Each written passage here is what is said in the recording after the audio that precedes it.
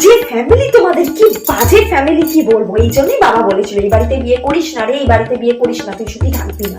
হ্যাঁ কি এই এই এই এই কি বলছো তুমি? আমার বাবাকে দোষু? হ্যাঁ আমার বাবা দোষু, আমার বাবা দোষু? হ্যাঁ আমার বাবা দোষু? তোমার গোষ্ঠী দোষু, তোমার 14 গোষ্ঠী দোষু, বুঝতে পেরেছো?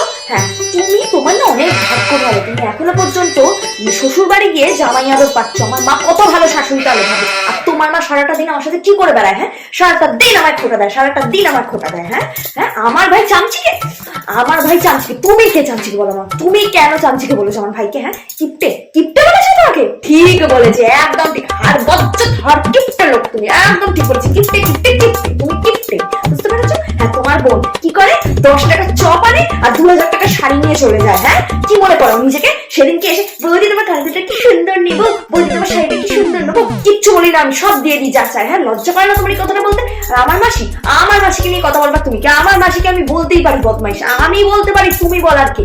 কেন তুমি বলবে আমার মাসি বদমাইশ? কেন?